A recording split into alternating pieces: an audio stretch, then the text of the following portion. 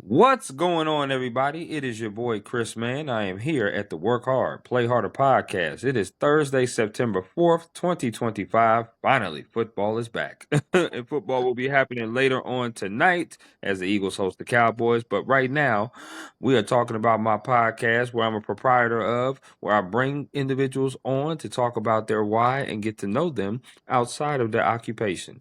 I got a very special guest that's coming on with me today. She has been a TV news anchor who is based out of Rhode Island. WMUR is her station.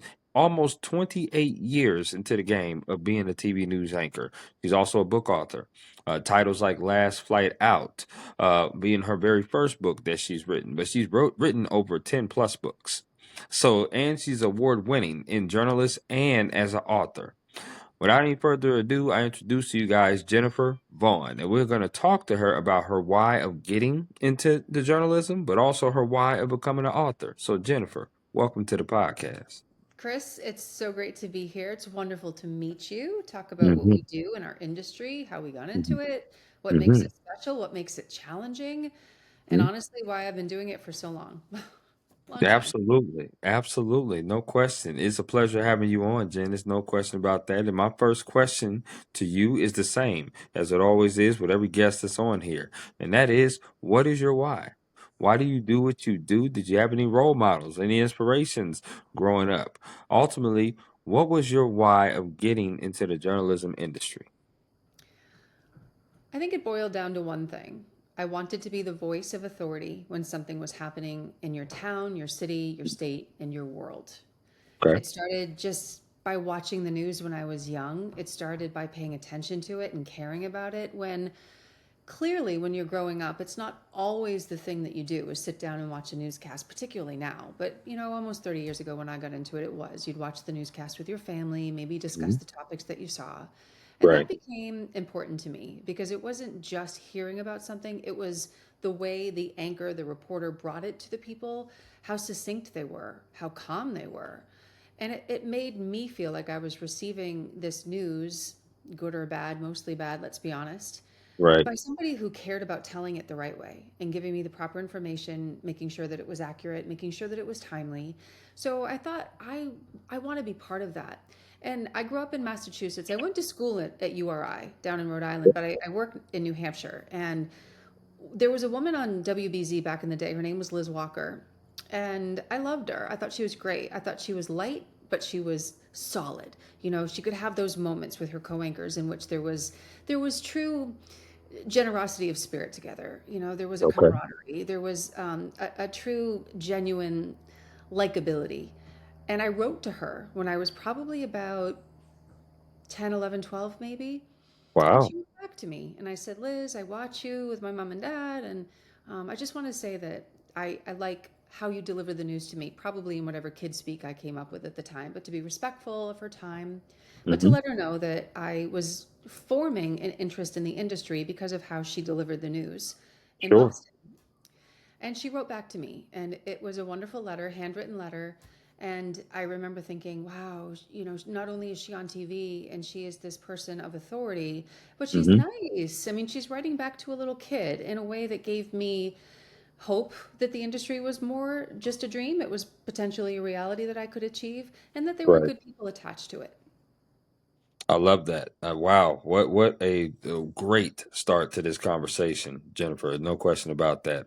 It's amazing, right? It's amazing that you wrote that letter and then you got that response back because you probably thinking to yourself, this woman probably would not respond back to this little kid at all. Like, who am I, right? Who am I to be writing this person? But at the same time, you just wanted to express your feelings towards her and gratitude and let her know that you are watching her with your parents and it's great that she responded. That's pretty awesome. Yeah, You that set the mentioned it. wheels in motion. You mentioned it though. You said URI, University of Rhode Island. You grew up in New England, which, if I'm not mistaken, you were right in the middle from Cape Cod and Rhode Island itself, if I'm not mistaken, right? That's Yeah, where you kind of so grew up. I grew up in southeastern Massachusetts. Hmm. Boston was right to the north, the Cape, which Hmm. remains one of my favorite places in this world.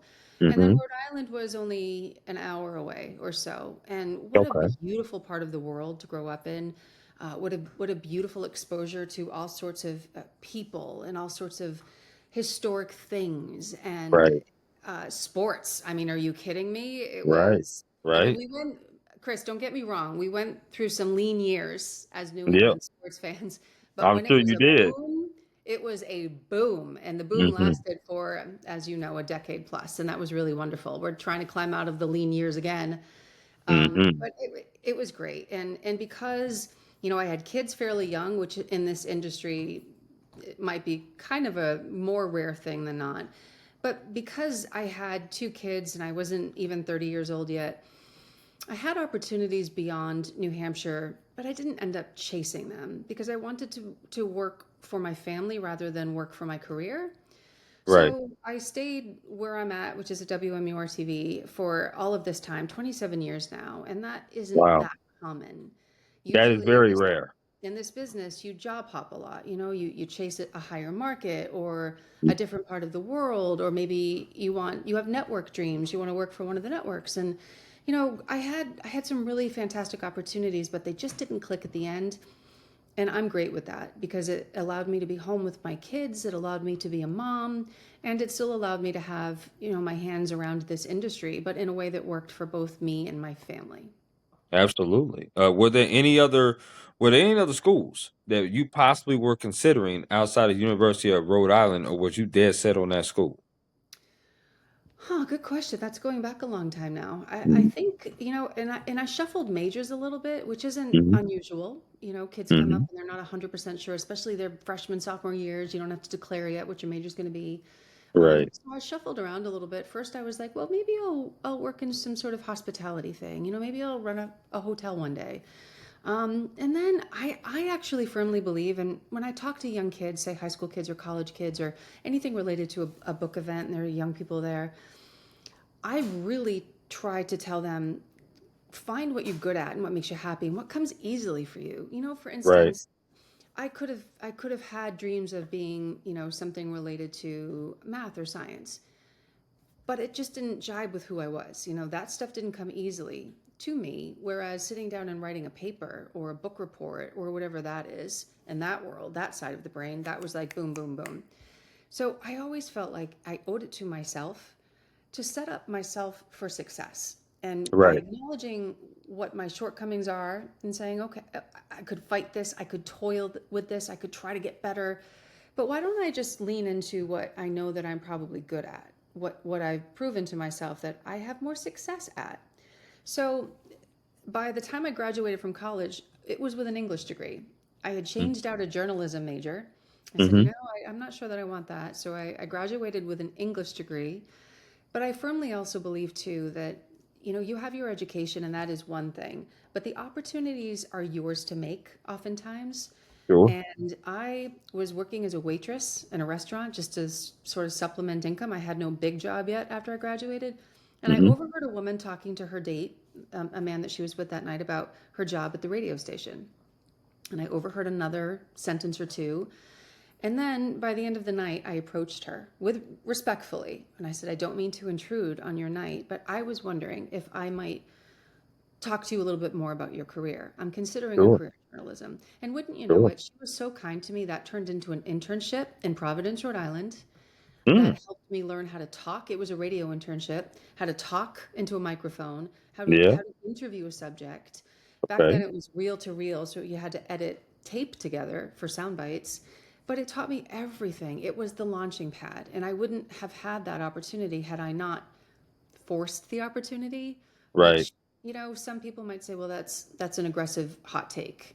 But I'm like, yeah, but when you do it the right way, people appreciate that, especially Oh. someone in our industry. We want others to come up behind us. Right. We want good people to come in where, when we're ready to step out, we need to make sure that the industry is sustained by really talented, excellent people coming in to do the job.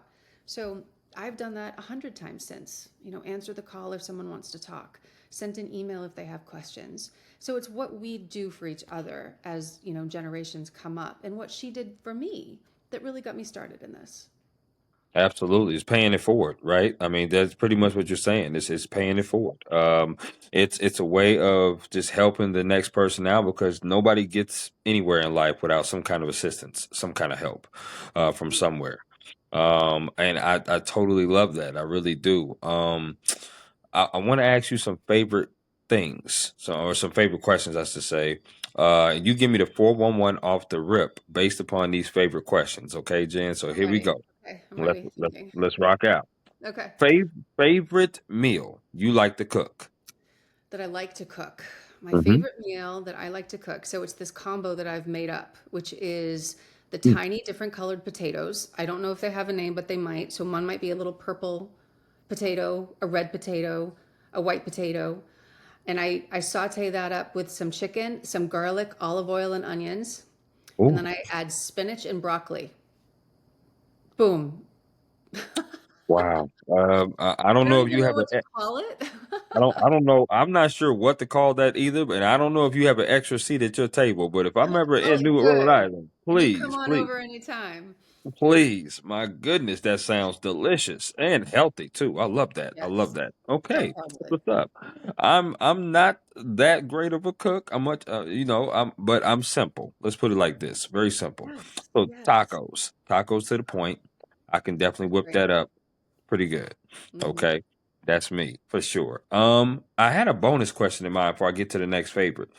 You've been in the industry for so long, because I believe you have a son and a daughter, if I'm not mistaken. I do. Um, I have two kids. They're both grown-ups now in their 20s. Now, are they considering following mom's footsteps? No. Never did. Never had an interest. Never. It never. But for instance, sometimes it just works out that way. My mom was a teacher, and Hmm. I love teachers. I think they have the hardest and most important job in the world. Right. Never wanted to be one. Sometimes it just works out that way. Yeah. So they're on their own paths, doing their own thing. Watch TV. Certainly ask. They ask me a lot of questions. They're interested. They're plugged in to what's going on in the world, and they'll Sure. ask some. Hey, well, what's that person like, or what's the real story? And interested, but not for them. Okay, I can respect that. Totally do. I love it. Back to the favorites. Favorite concert you've ever attended, Jen? Oh my gosh. Well, this goes at my heart of being an 80s girl because I want to say Bon Jovi and I want to Mm, say Tom Petty. mm. But at the same time, I recently saw a couple years back Morgan Wallen. Wow, He was fantastic. He was he's pretty fantastic. good. I Pretty know, good. I'm not even answering you. I'm giving you a fake multi-layered answer here without giving you a straight what's my favorite concert. I might have to go. I might go way back here and I might reach back to Bon Jovi Okay. because I was about 16 years old and I believe it was in Worcester, Massachusetts. And I was close enough to some strange stage that they set up sort of in front of the main stage that sort of Mhm. divided the crowd into two halves. And John Bon Jovi walked down this catwalk and Okay. touched my hand. Wow. Well, I mean, I'm gonna you know what? I'm gonna go with Bon Jovi, John Bon Jovi touching my hand in and around 1988. yeah, Bon Jovi is definitely a vibe. No question about that. I definitely know about Bon Jovi. Tom Petty and the Heartbreakers were solid too, as So well. good. I've also seen Morgan Wallen for sure, so I know what you're talking about. Seen his concert as well. I'm a huge R&B person, so I like R&B. For the newer stuff, I would probably say The Weeknd. I'm not Oh, sure if you're love the familiar. weekend. I love The Love the Weeknd, so weekend. yeah. Love The Weeknd for sure. If we're talking about old school, I'm definitely Boys to Men New Edition. That's something that I love. Interesting you say that. So when I was first starting out, one of my very Hmm. first radio jobs was in southeastern Massachusetts, and Boys Hmm. to Men came in and around early 90s. Well, Yep. no, probably mid 90s. I want to say mid 90s. They came to a high school. So they had this nationwide contest in Hmm. which if your school did something, raised enough money, did whatever, you would win an event, a concert with Boys to Men. They would come to the school, they would have a meet and greet, And I went to that press conference and I sat in the front row and they were awesome, every single one of them. And I remember thinking, every single one of them had the biggest diamond studs in their ears. Oh wow. I just kept staring at them. And one of them, I don't remember which one, he was a funny guy. He goes, "You want one, don't you?" And I said, "Well, of course, doesn't everyone?" And Right, they were right. wonderful. So boys to men, props. They were great guys. Yes, absolutely a great group. Love that. Love that. Okay, that's what's up. We off to a great start. Next favorite question. Favorite place you've ever traveled to? Goodness. All right. So again, I'm going to go hometown roots here, even though there are lovely places across the globe. And my daughter and Hmm. I went on this beautiful European extravaganza last year for her college graduation. However, bringing it home, and I'm going to say the vineyard. I call it the vineyard. To the outside world, the rest of the world, it's Martha's Vineyard. It's off the coast Hmm. of the Cape. But to Hmm.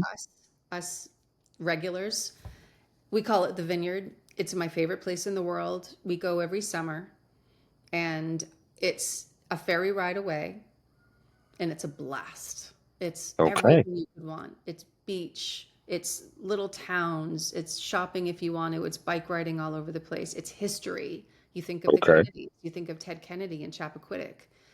Right. It's by far, hands down. If you told me I had one place to go for the rest of my life, it would be there. Funny story. So I almost was a New Englander. I almost lived there, to be honest with you. It was You about try to reel everybody in, Chris. right, right, almost. It was almost there. I actually was up for a finalist for the Cape Cod Times Yes. as to be Oh, a well. sports reporter. So Yeah. I was in the final three. They interviewed me. They went with another person that had a little bit more experience at the time that I did, but I was in the finals for that. And I said I'd never been to Cape Cod. I've never been to the Massachusetts area or anywhere like that. And they asked me a question, well, why would you want to come here? I said, I love going to different places. I love covering different sports and seeing different things. And I've heard great things about it. So, and Martha's Vineyard is something that I've always heard about. Oh, And I've it's heard that that's a great place to go to, great scenery and just everything. So that's what I told him with that answer. So I'm very fascinated. I'm definitely going to go there. So I need some good recommendations on what to do there when I do go. Oh, absolutely. And another thing too is try to get down there in the summertime because as a sports reporter and a sports guy and you follow Mm. that, you obviously Yep. know all of the great baseball players who have come through the Cape League. And Hmm. every town has a team and it's I mean you pay a nominal fee to get in and watch some really good baseball. These are the best college baseball players in the entire Yep. country.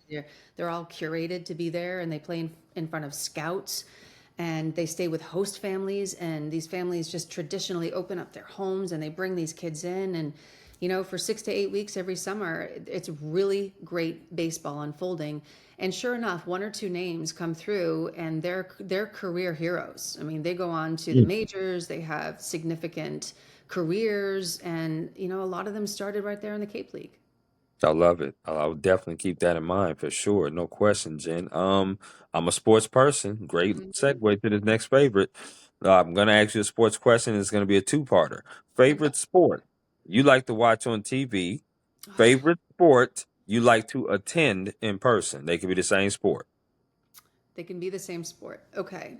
Um, so we're watching the US Open right now. So I think if I were to attend something in person, it would be a high level tennis match. I'm going to give you one caveat. My kids were both athletes. My son was a baseball player, my Mhm. daughter was a soccer player, both college athletes. So if I had to have the caveat of what I want to watch, it would be my kids playing their sports at their schools. But if I Okay. were just to go, I think watching a tennis match would be really outstanding. Mhm. Oh goodness. Oh, you're getting me. I'm really failing at giving you the one favorite, aren't I?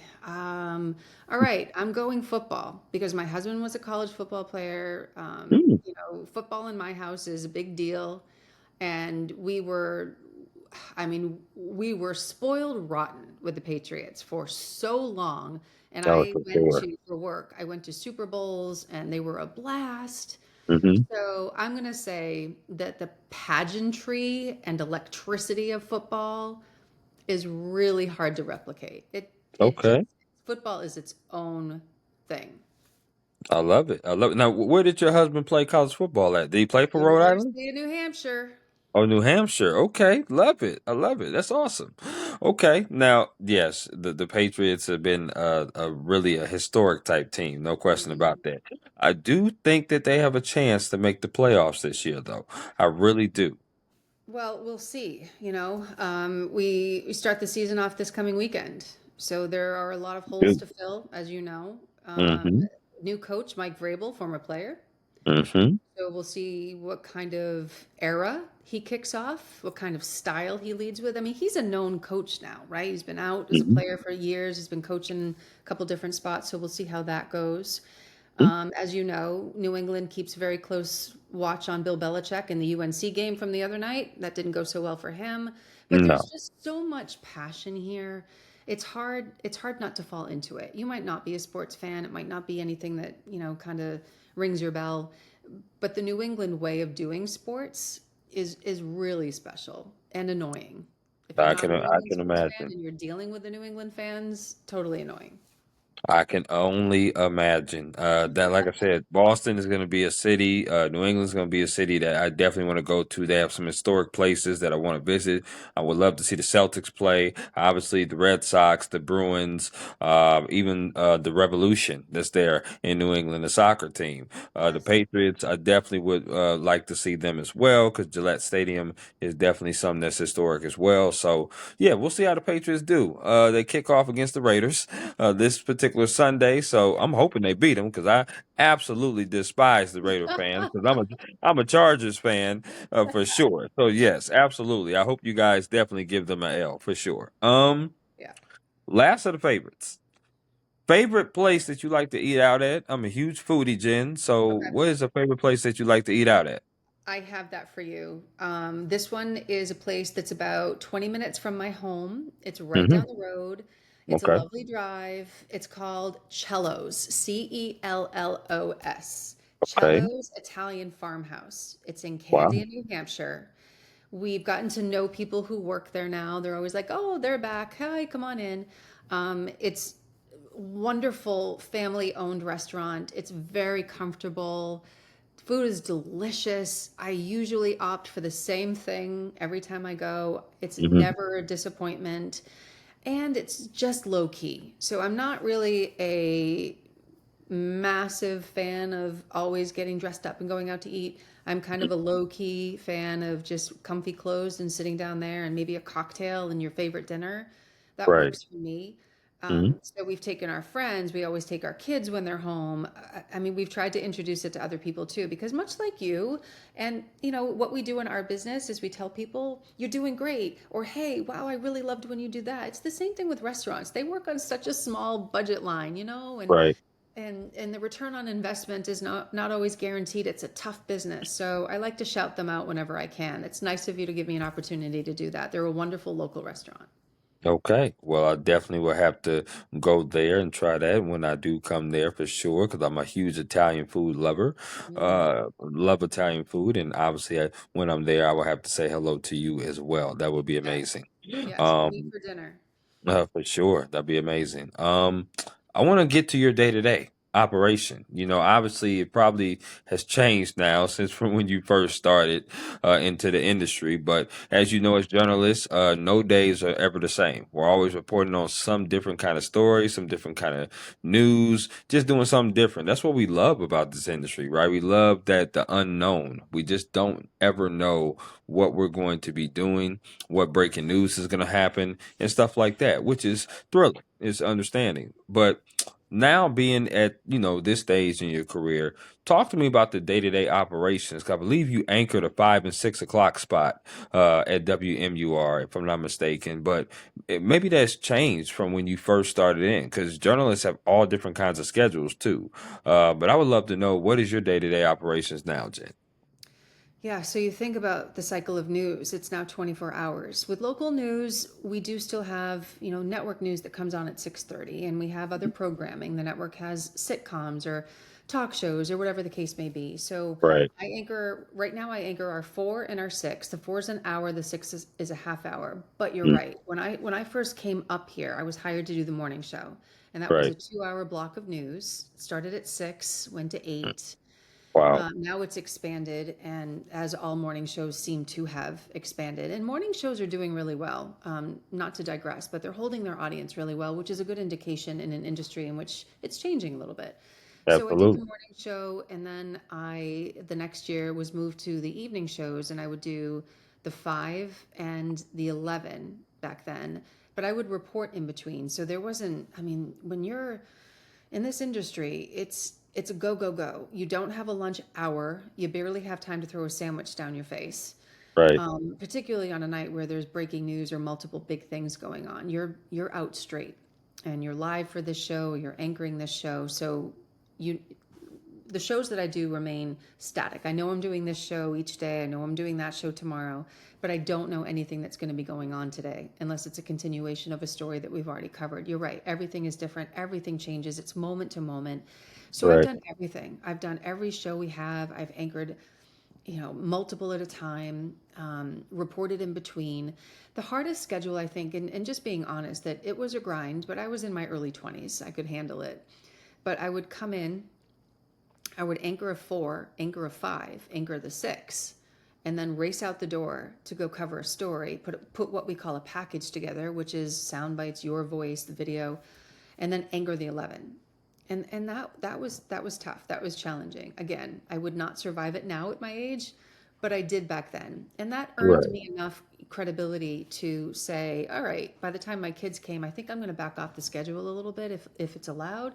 And that's why I've stayed here so long, because I've been able to work a schedule in which, I could be home in the morning with my kids. And then, I now work in the mornings on my book stuff and phone calls and podcasts and meeting people and helping where I can.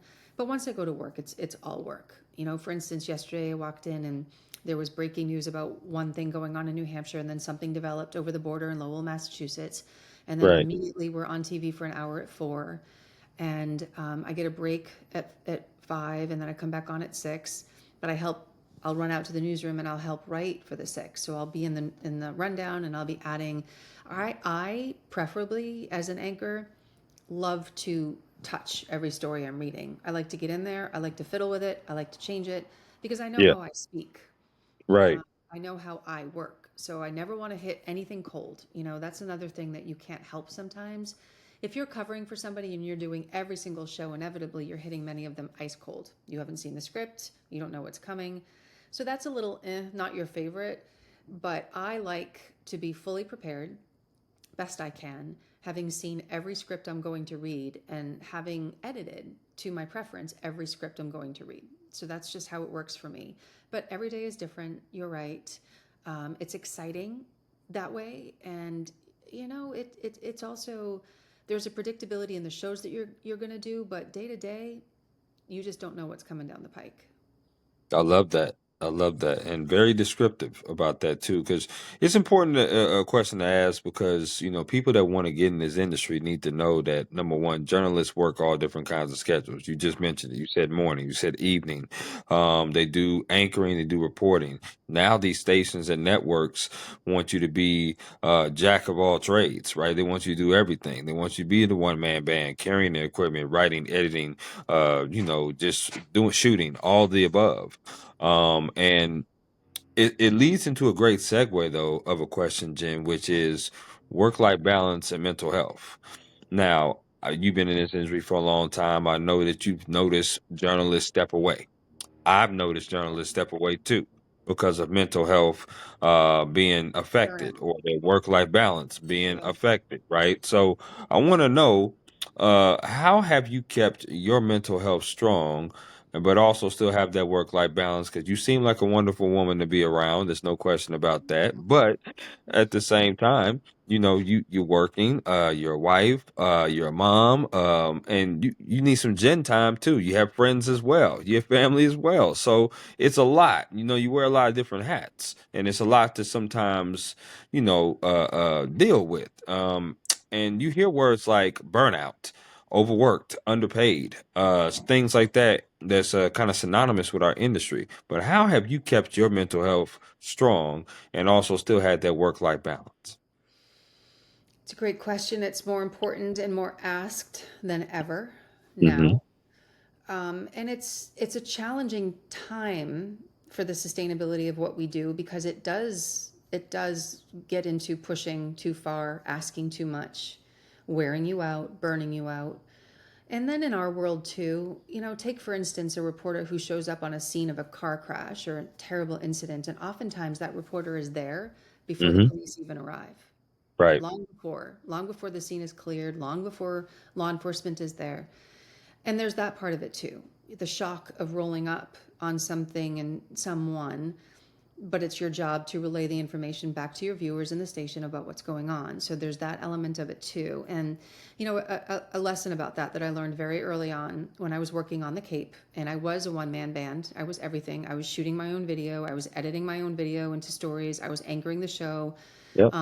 But in a good way, that taught me everything I needed to know. I knew every job there that could put a show on TV. I knew how to do every single job. But there Right. was a terrible accident. And I remember I was under a deadline, very tight deadline to get it back and have it on TV in time. And I edited together some video that was inappropriate for air. It was too graphic, and Mm. I didn't think about it at the time. And I was also 22 years old. No excuse from my news director who pulled me in after the show and said, "Hey, Sure. I understand you're on a deadline and I understand that you were trying to get this story out, and that was an image that was impactful. However, think of how impactful that was for somebody who knew that family or was that family. And we have to make better choices." And I will tell you that stuck with me. It still sticks with me to this day, Hmm. because reporters feel everything they're doing, and there's a line of professionalism when you're reporting on something that you just saw, but in your heart's broken. You may have Right. just spoken to a family whose world just collapsed. And we don't have, in law enforcement, they have debriefs and they check on each other, and it's a peer to peer kind of situation. Are you okay? Or are you okay? We don't have that in TV news. It's, moment to moment, get the show on, get out the door. There's been a shooting, there's been a stabbing, there's an accident, there's a crash. Go cover it. And that's our job. And there's no Right. debriefing when the job is done. You come back with the video that you've just seen, the people that you've just talked to, the heartache that you feel inside, and you just have to go on and on and on and on. So, how did I process that? I really don't even know. I just think I moved through it because there was always something next to do. Um, but it always has sat with me. I remember distinctly families that I've spoken to that have been in horrific loss situations. It hits home. I've never forgotten their faces. But we're not programmed to get help, and that's probably not a good thing. It's probably something that maybe collaboratively we all should work on. I know that, with my colleagues, we talk a lot, we joke a lot. Hmm. It's probably something like what you'll hear at a nurse's station when there's chaos all around you and it's life or death. Sometimes you might crack a joke or make everybody laugh and it breaks the tension.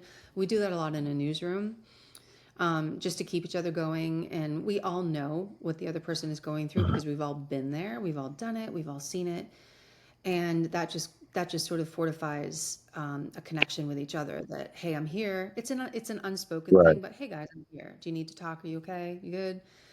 And that's sort of how we move through that. But mental health, as it stands now, is much different. It never was spoken about the way that it is now. There was never an No question. intervention the way that there are interventions now. Um, Right. for better or worse, though, we cover the same things. I cover the same things today in my 27th year of this business that I did in my first month. So, since we can't change the parameters of our world, right, and these things are going to still keep happening, what we can do internally is the question that you just asked. What are the policies in place? What are the things that go on? And I can just tell you on an informal level, it's my responsibility as much as it is yours and anybody else in this business to check in on our colleagues, Absolutely. um, and just see if we're noticing anything that is troublesome. And it's this really tough balance, Chris, because we've got so many shows to fill with content every single day. Hmm. There's not a whole lot of time to decompress and get your head right because you've just got to jump right back into the ring. No different than a lot of other industries with this on-demand, you know, sort of intensity. A pilot, a doctor, a bus driver, anybody who's got this sort of heaviness of, Right. I had an intense day yesterday, but wow, I've got to get right back out there tomorrow. I don't know Right. the answer. Um, I, I, I don't even know that it's gotten better, only that we talk about it more. I love that.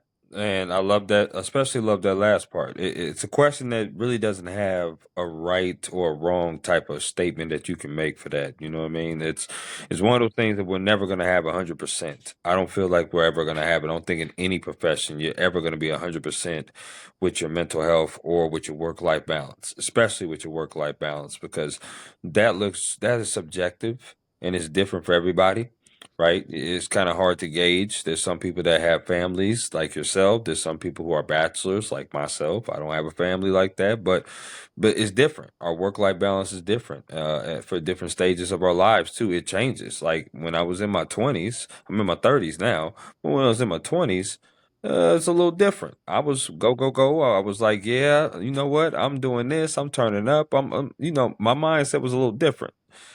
Now I'm much more calculated in decisions that I make, people that I'm around, stories that I do, because I'm a freelancer. So pick and choose kind of my stories, different publications. I just want to be able to have more control over what I do. I'm also comfortable saying no a lot more now. When you get into this business, sometimes you're not very comfortable saying no because you're always wanting to prove yourself. You want to prove the decisions that they made in picking you. But people always tell you, say yes to everything. And I tell high school kids, because I substitute teach as well, Jen, try everything, but also understand your limitations and know your worth.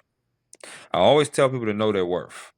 And that's important to know going into any job, but especially journalism, because if you're always saying yes, your bosses will come to you all the time, but you can feel like a doormat.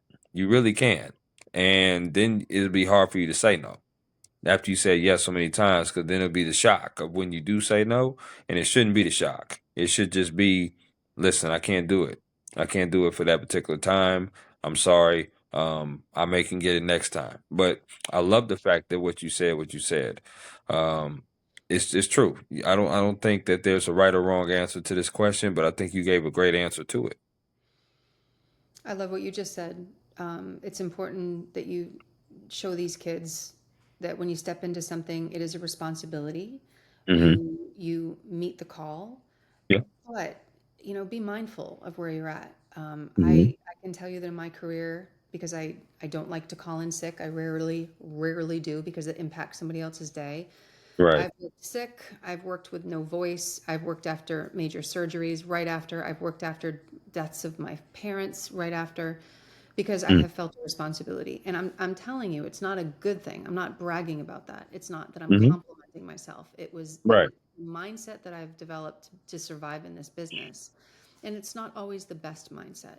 It's not something that I would preach because it does take a toll. I work every Thanksgiving. I've never had a Thanksgiving off with my family because it's a trade off. I get a Christmas off, but I have to work Thanksgiving Right. because there are shows on Thanksgiving and we Yeah. work. We work every single day, Yeah. 365. It's a trade off, and you're very right. And when you're coming up in this business too, every yes is an opportunity to rise, to elevate, to maybe get seen, move on to a Yep. better job, a bigger Hmm. market. It's a tricky balance in this particular business too, because you have to be aggressive in order to get ahead, Hmm. but you have to show up and do your job well. And if you're tired or strung out or exhausted or stretched too thin, then you do risk negating all of that hard work that you've put in for yourself because you might not be fit that day, that I love extra that. day. I love that. And that again was segueing great here because I want to ask you about advice. What is some advice that you would give a college graduate, like you just said, your daughter had a college graduation, or what advice would you give an intern? I'm sure there's interns that's around WMUR that come through the station. What would you tell them that wants to be in broadcast journalism? So, always the same advice, which is be a good person, show up, meet your responsibility. You think of a child who takes their first job that, they might oversleep one day or they might not show up and they might not call in. But try to, when you elevate and you have your first job after college or after high school, and you're now a responsible person who somebody is expecting you to be there for a job, a role, a position, you have to do that. So be responsible. Be responsible for yourself. Be professional, know what you're doing, but never be afraid to ask questions. If I had approached, or you had approached your position, my position, thinking I'm coming in knowing everything I need to know, I wouldn't have lasted a week, Right. because it's simply not true. They gave me a shot to learn, you know. So when you're a college grad and you're taking your first job, consider that your shot to learn, to get into an industry, to sort of feel it out, look around you, make connections, be honest, and be honest with yourself in that place. If it's not working out for you, then gracefully depart. Never, Mm. never, never, Chris, burn a bridge. I will say this until my last breath. You might feel a certain way about somebody you've worked for, worked with, had an interaction with, but what good does it ever do you to have the last word, or to burn that bridge, or to leave that impression? Might feel good for you for 15 seconds because you had the upper hand, but never burn a bridge, because you just don't know what's coming up around the corner for you. You just don't know where that person's going to land. And maybe that person needed this interaction to become a better person or a better communicator, whatever the Right. case may be. Maybe you needed that interaction to become better. So never burn a bridge, because bridges help us from one place to the other, right? And if you Right. build one just because you've had a bad experience on that bridge, you never know if there's a different road over that bridge. So what happens if you burned it? Then you can't get back over it at all. So work hard, be honest, be a good person, don't burn a bridge, show up, depart if you have to, but leave on good terms, and leave it better than when you got there. And by that I mean, maybe everybody that worked before, you know, I got there, and say I ran into a few of them. Maybe they Right. didn't. Maybe they weren't great Right. to me. I don't know. Maybe they were too busy to even talk to me. So I try not to do that for the ones who are there now, who are coming into the business, who might need a word of advice, who might need some help on a script. You know, Right. hey, can I show you a better way to write that? So it's basic. It feels like I'm not, breaking the mold of what I would suggest. But I feel as though sometimes these qualities are just forgotten. They're long lost, forgotten, but they're the best tactics to maintain integrity in yourself, in your workplace, and in your future. Absolutely. And I almost did burn a bridge. To be honest with you, Jennifer, I really did. Because I was at my wit's end, and my cup was starting to overflow it with patience. To be honest with you, and the reason why I'll state it before I get to the next question is because I was at a spot where I felt like I was outworking what they were paying me. Mm, And mind you, I came into the spot, and anytime you come into a spot, the mindset is, let's prove why you made this decision, why you chose me. So that was my mindset. I kept my head to the ground. I kept working. I was doing page design. I was covering basketball. We were covering 12 high schools and a college. It was a two-man department. We were grinding. That's what we do. That's what you do and you love to do. I didn't call it work because I enjoyed every bit of it. Um, but I also was starting to get more responsibility put on me as I was showing that I could handle the responsibility. I said, no problem. I have no problem with that. Yes, sir. I'll do more responsibility. Well, now 18 months has came up, and I'm like, okay, well, let's see if we can talk about some kind of incentive. I'm not looking for the Brinks truck or anything, Jen, but at the same time, yeah, I would like to have an increase. So talk an increase with more responsibility being added on. So I professionally went to my publisher and went to my editor in chief and sat them down and told them, guys, I appreciate this opportunity that you gave me. This is amazing. I love doing what I do here, and I love the responsibility that you gave me, but I would also like to have talk about an increase in pay. And the first thing that my editor in chief said to me, Jen, and I quote you not, he said, well, I feel that we can't give you an incentive on pay because I feel like you're below average. mm, So we're all sitting in a room. Now, mind you, I've been here 18 months. Not one word has came out. about me being that way. Now, okay, people say take constructive criticism. Yeah, you do have to take constructive criticism in this job. I get that. I totally understand that. Now, my editor in chief has had what 35 plus years in the industry at that point.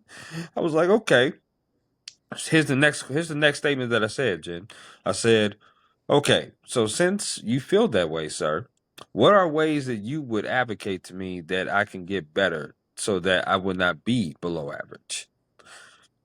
He says, I quote, we do not have the necessary tools for you to become better. Hmm. So mind you, when he said that, in my mind, I'm thinking he really don't know who the hell he talking to. Cause this is, I'm saying this in my mind because I'm like, that's crazy to even say something like that. But what I said to him was, I appreciate you saying that and take care and y'all have a wonderful day. I walked out of the room knowing that that would probably be the first and last meeting that I would have with them. And I also walked out of the room saying to myself that probably would not be a job that I would be at very much longer. I kind of knew that. And that's why if I really wanted to say what I wanted to say, I probably would have burnt that bridge um, very badly because the way I felt heading back to my seat, I probably just I could have threw somebody through a glass place window. I really could have because I couldn't believe what I was hearing, and I was that enraged to hear that. But I understood why he said what he said after sitting down and thinking about it because it was just one of those type of things where okay, they're trying to look for an excuse not to pay me. Is that's what it came down to. And they found one and they're gonna stand on that. I gave them my 3 weeks notice about maybe a couple weeks after that. And I went freelance. And that's what I've been doing ever since.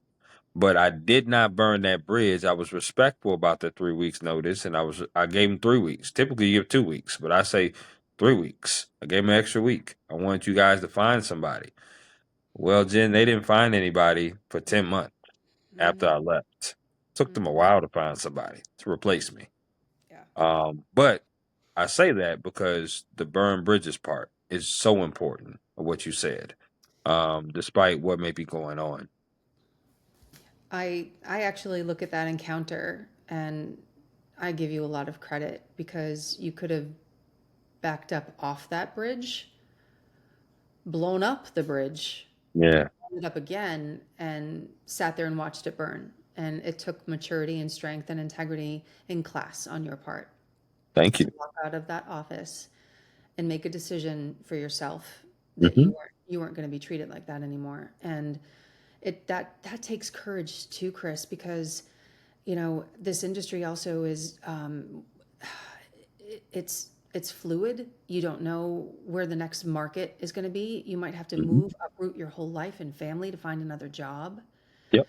And you're right. I mean, there can be a million excuses why you didn't get the right shift or you were declined from that promotion, right? Everybody has probably a lot of loaded responses Hmm. when an employee comes to them with a request to be appreciated more Hmm. monetarily, time Hmm. off, whatever the case may Hmm. be. And there's probably pre-scripted answers that managers have to give or choose to give, whatever the case may be. Yep. And a lot of those pre-scripted answers do not reflect the time, effort, care, and attention that you put in to your job or anybody who was facing that conversation did. And it's unfair, but it's another one of those probably been going on since people have had bosses and people have had jobs and been No locked in question. positions. And I admire that you approach that with no drama, Yeah. but it mattered to you, it changed something in you, and Hmm. you got out of the job. I did. And I did. and in listening to you, that moment impacted you deeply because I can tell how you tell the story that it really reflected deeply upon you hearing that. No question. Because it just is not just because it's not something I haven't heard, but it's also the fact of the demographic where I was. I was the first African American and only African American male or female ever hired at this company. nobody had ever hired anybody like that. And I was getting people coming up to me saying, "Man, we love your articles." And that's one of the reasons why I wanted to be there, is because I wanted to show that my face can be seen in places like these as well, guys. We can do this. This is something that you can do if you really want to do it. But I also wanted to be able to say, okay, you know what? I got to keep my composure, because there may be more situations that come up like this. There may be more people that think like that. There may be, I can't get upset with the comments, but they also can't be upset to the fact that, okay, I got to make it the best decision for me. And they have to take that.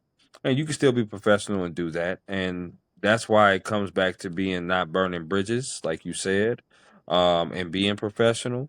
It's very tough to be when somebody is criticizing you or somebody's telling you that in the moment, but you just have to be. And this is the type of stuff that you deal with in this industry. It's good, bad, and indifferent. It's not to sway anybody. Mind you, we're not swaying people from this. But you do have to understand, if you get into stations or publications or whatever kind of communications that you do, you're going to deal with both. Now, I feel for people that's in networks and stations, because sometimes you can't get out of those contracts. When you sign those 2 year, 3 year deals, you stuck, unless you get unless you buy it out, and sometimes you can't buy it out. I was lucky enough to where I was in a publication, so I didn't have a contract. All I said was, okay, I'm out. And sometimes some networks do that too. Sometimes, but you just have to be mindful of your situation. So I really do appreciate, like you said, that burning bridges, staying calm, staying composed. That's pretty cool. I congratulate you on your very mature response. Thank you so much, Jen. I appreciate Not that. always easy to do. No, no, not at all. We have reached the portion of the podcast, and now we're going to play my interactive game called Okay. This or That. It's a game I like to play with all of my guests here on the Work Hard, Play Harder podcast, and it's very simple, Jen. I'm going to throw some things at you, and you get to choose this or that. So, Jen, are you ready? Yes. Let's go. All right, here we go. Out of these two restaurants, which restaurant would you rather eat at? Would you rather eat at Applebee's or Chili's? Applebee's. Okay, all right, I'm with you on that. All right. Now, when it comes to chicken wings, which flavor would you rather have on the wing? Barbecue or lemon pepper? Barbecue.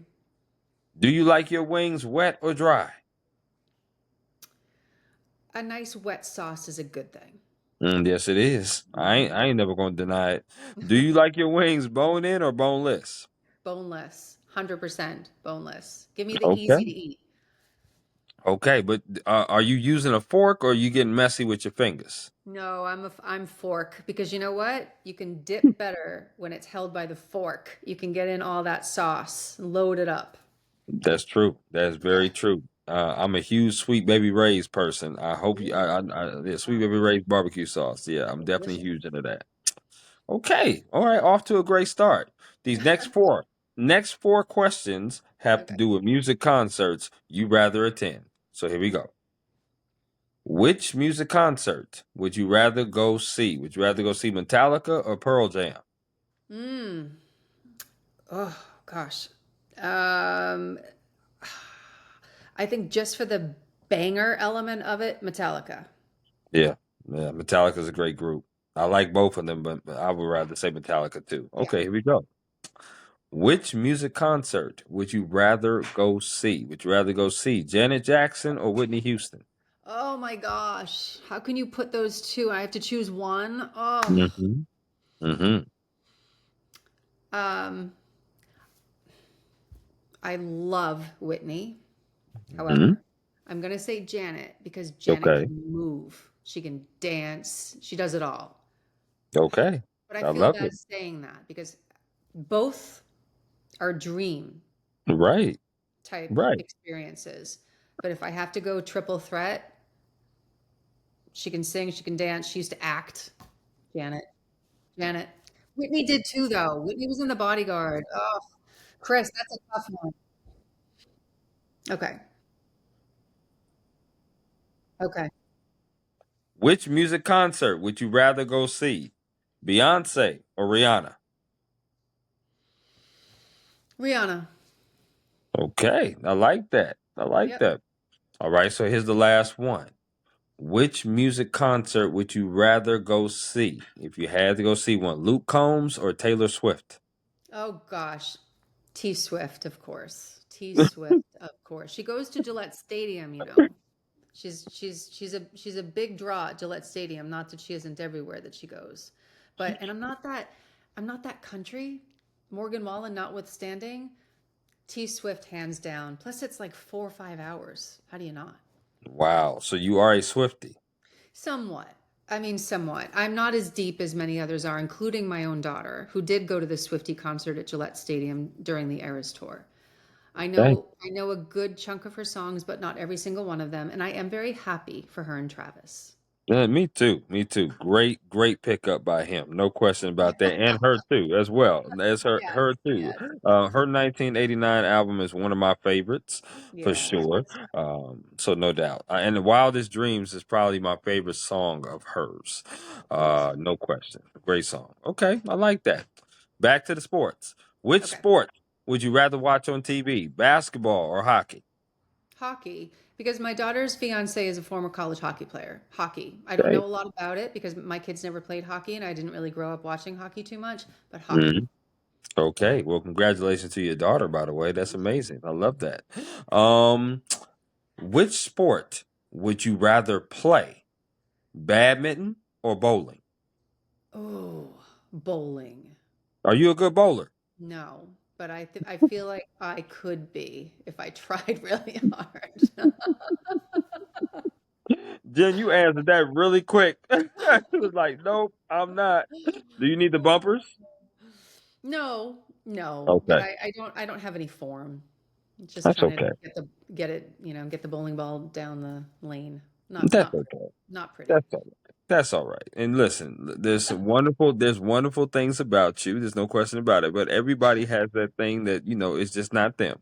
Bowling is just not it for you. Hockey would be for me. I can't Great. skate or for damn. I cannot skate. So there you go. I get Okay, it. here we go. Do you like desserts? Yes. Okay. Yes. I'm gonna name four categories of desserts. You have to choose one of these that you will never eat again. So here we go.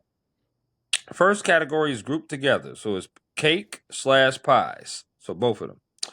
The first, not first. The second category is cookies. Mm. The third category is ice cream. The last category is candy.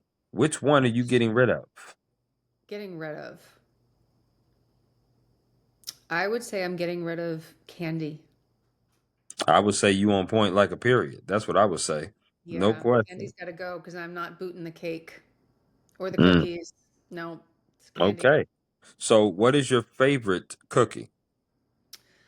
My favorite cookie is a good homemade chocolate chip that's not cooked too much. So it's not crunchy. It's a Mm-hmm. little soft in the middle. And it Mm-hmm. has extra chocolate chips that have melted just right. And sometimes I make it with a little extra brown sugar, and sometimes I make it with a little more white sugar. Oh So my I goodness. experiment I experiment with chocolate chip cookies a lot, so therefore I default to chocolate chip cookies. Then you might have to make a batch. I'm You trying to got tell it. you. Oh my Yep, you got gosh. it. That sounds good. I'm a huge chocolate chip person, but I'm Mm. also a huge gingerbread person. So Oh, uh, not I'm going to give you all the gingerbread. You got it. yeah, I love me some gingerbread. I do. That is very good. Do you like potato chips? Love them. Okay, same format. I'm going to name four brands. You have to choose one of these to get rid of. So here we go. The first one is going to be Lay's. The next brand is going to be Doritos. Mm. The next brand is going to be Pringles. The Mm. last brand is going to be Ruffles. Which one are you getting rid of? So I might get rid of Lay's because I can't get rid of Mm, Pringles and I can't get rid of Ruffles. So I think Lay's got to go. okay, I'm with you on that. Now, you don't have to name the other three, but what is your favorite chip of all time? Ooh, my favorite chip of all time. Hmm. I do love a good nacho Dorito, There you go. There but I you go. also love a Frito, which is not a potato chip, but somewhat in that world. You think going back to, when I was a kid and what was stuffed inside your lunchbox, it could have been a little bag of Doritos and everybody wanted one. They Right. they were the first to go. Hmm. I'm a huge chili cheese Frito type person. The chili Yeah. cheese Fritos, I'm huge into that. So I love that. Okay, you got some good taste in food, girl. There's no question about that. I like that. Who All doesn't right. love to eat, right? Right, right. I'm with you on that. You did very well on this or that. You were very decisive. There's no question about that. So I love that. Um, this next question is called bucket list. Okay. And the reason why it's called bucket list is because I would like for you to name a top four of bucket list events or stories that you would like to do in your career that you haven't done yet, which I know this is probably going to be difficult because you have done so many in your career. Whew. I think I might like to go back in time and interview Margaret Mitchell, who is the author of arguably my favorite book of all time, which is Gone with the Wind. Oh, And I would want to do this because she wrote this at a time in which there were so many elements of society that she was blending. okay. And I would like to ask her how she was able to blend emotion with societal roles that people filled back then, Right, how she was able to bring that forward in a way that made it timeless yet controversial, and how she ever could have imagined that we'd still be talking about it today. Mm, Yeah. okay, I remember okay. reading that book when I was a very little kid, maybe 10 or 11 years old, and grabbing it from my mom's nightstand, which is how I became such a reader. Whatever my mom was reading, I was reading. Hmm. And that book remains a staple. And I would like to sit down and interview her for how she created every scene, every conflict, and made those characters just jump out, make them unforgettable in a tumultuous time then, and in a Right. tumultuous time in modern years too. It's been Oh, discussed in modern years for the obvious reasons. I would like to ask her, can you imagine that this would become a timeless yet much talked about, discussed, deconstructed, and controversial book? And what she would say to that. wow. Okay. Okay. I like that. Probably not Give what me you were expecting, huh, Chris? no, no, not at all. Not at all. But that's still amazing. I love that. Give me three more stories or events that you would like to do, cover that you haven't done yet. So there's a long-standing rumor in my family that my grandmother once dated Alan Shepard, who was the astronaut first on the moon. Wow. And I think if that rumor, first of all, if that rumor were true, I feel like I could get an interview with him. I could work some angles and say, "Hey, you dated my gram." Right. I would like to talk to Alan Shepard, and I would like to Mhm. understand the perspective of going into space when you're going somewhere where no one else has ever been. The pressure, excitement, fascination that it takes to want to be an astronaut. Right. And how did it feel? What did it look like? How did it sound? And I'd like to hear it from his perspective. Alan Shepard. Okay. Okay. Is there a sporting event that you may want to do? A red carpet event you may want to do? Or Hmm. a story Well, that you may want to tell? another thing that is just a fan favorite is I maybe connection to the vineyard. I love the movie Jaws. My son is named Brody after Chief Brody. And I watched a really interesting documentary this summer because it was the 50th anniversary of the movie coming out, and Steven Spielberg was explaining all of the breakdowns that it took to put this movie together, all I'm of the sure. delays. He was over budget, he was young, he was inexperienced, and he was going off a dream, and nothing was working. Right. If I could, I would like to drop into that set and be an extra on the beach. The mayor's name is Mayor Vaughn. There's just all these connections. I've had Cocker Spaniels. There's a Cocker Spaniel in there. So I feel like if I could call the shots about where I could be placed in a moment in time in history or event, I think it might be shooting Jaws on the Vineyard, seeing how it Mm, all came together, sitting by Steven Spielberg's side and asking the questions. Richard Dreyfuss, what made you the goofy guy? How did you do this? To Robert Quinn, what gave you the power to rip through that scene on the boat? Talking right. about your scar, um, and Yeah, I remain fascinated and terrified by sharks. And if I could call the shots on getting myself an opportunity to talk to a mover and a shaker, it would be when Jaws was shot, in position behind that camera, watching how it all unfolded. Probably also not what you were expecting for an answer No, either. no, and listen, you the three that you gave so far have definitely been some wild type answers. There's no question about that. But that's okay. That's all right. You gotta hit me off with the fourth one and hit me off with a bang. What is the fourth thing that you would say as a bucket list thing that you would like to do uh in your career? Hmm. I would like to. So this would be modern times. Just if I were to say, "Hey, I want to do this next week." Yeah, yeah. You Sure. think? Okay. So I would like to get all of the living presidents together in one room, and I've interviewed all of them, or at least the modern ones in my career, in my past, and have a free flow conversation about every secret they could never tell. Wow. That would be a hell of a conversation, Jen. That Yeah. really Are would. there, are there aliens out there? What do we have? Are there, are there save mankind plans that we don't know about if the Right. asteroid comes our way? I would want to know, are you watching us every day? Who's watching us? Are they listening to us? Right. And I would just a no holds barred interview with every one of them that I could gather into one room. What did you think of him? What was the note you left in the Oval Hmm. Office for your successor?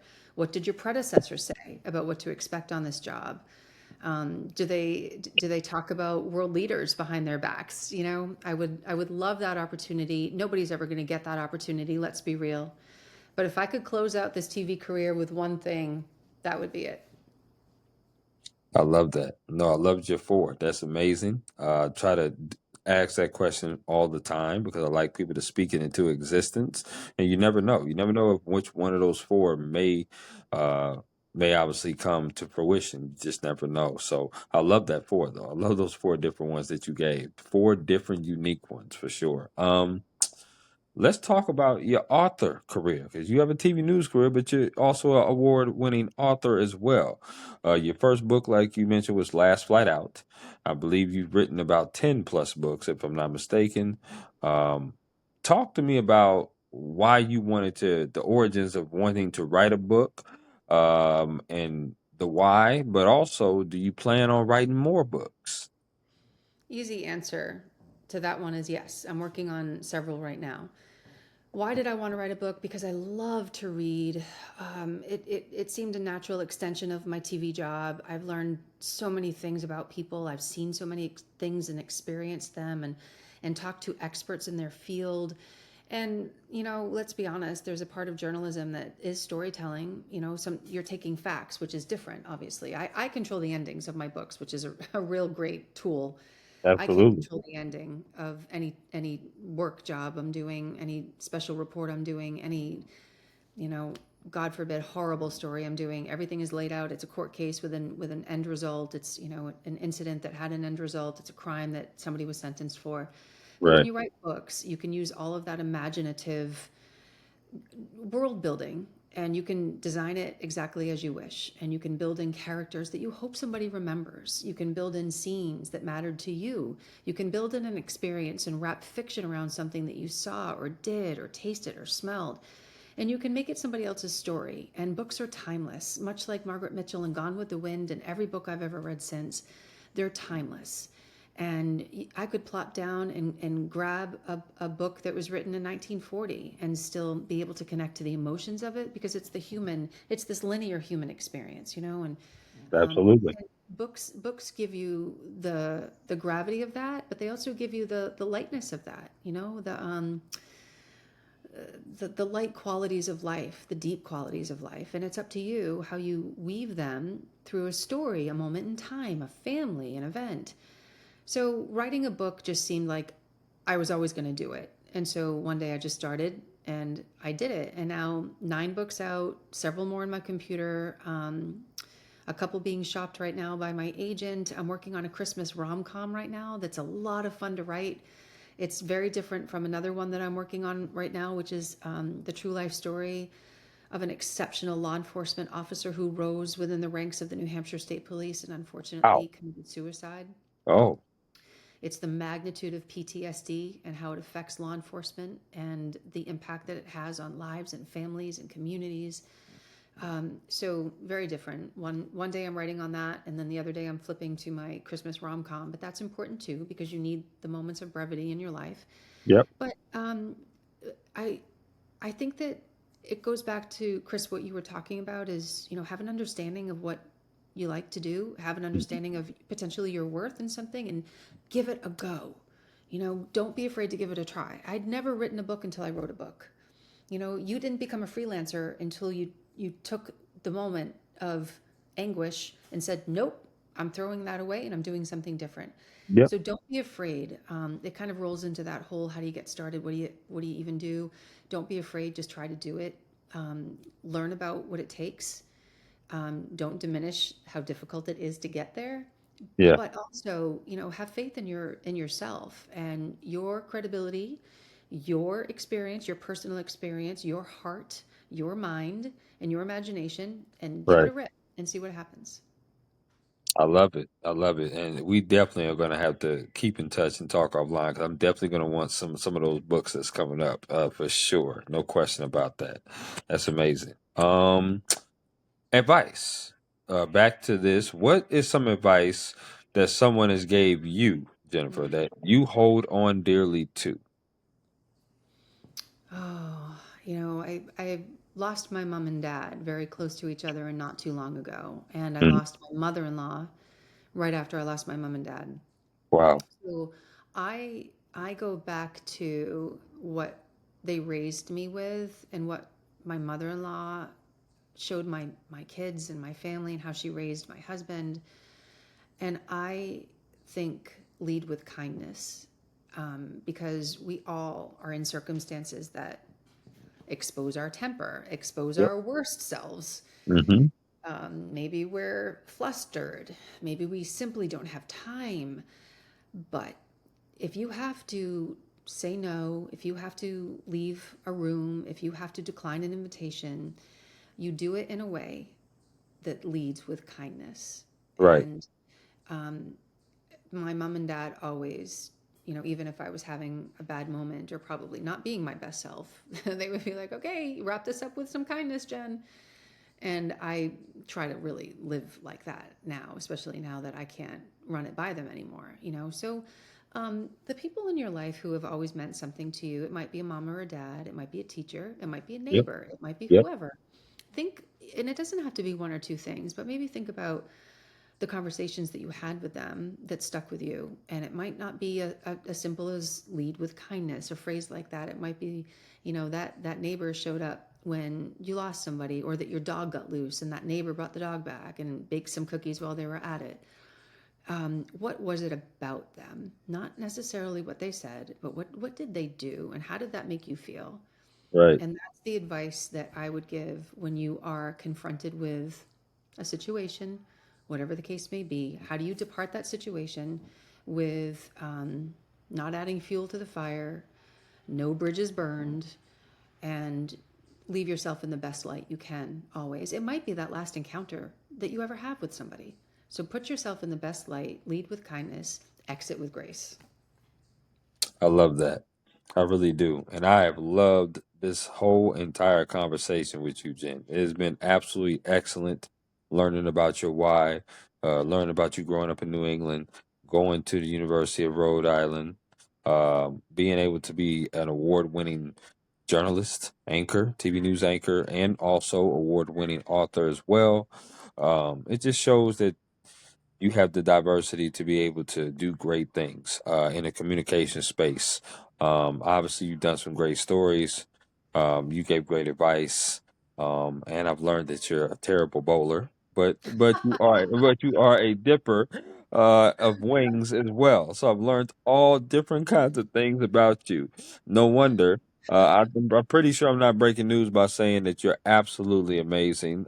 Definitely just a beautiful person, beautiful spirit. I'm sure your family and friends all say the same thing to you. I'm not breaking news once again on that. So I thank you for again allocating your time to me to be on this podcast. My final question to you is there anything else that you would like to add about yourself, the job, or anything at all before we conclude? Oh, nothing. Just that I'm so grateful. I'm grateful for you. I'm grateful for meeting people all the time. I'm grateful that people continue to watch me on TV, and I'm so grateful that people give my books a read, and give me a try as an author. And honestly, I'm going to leave this with kindness and my sincere appreciation for your time, your invitation. I think you're a remarkable person yourself, and we'll Thank you. probably stay in touch, Chris. Just have a feeling. I definitely, definitely will. There's no question. You are not going to get rid of me that easy. That's for sure. I want you to enjoy your Thursday, but also enjoy your weekend. And again, you and I would definitely be in touch. Thank you. Bye.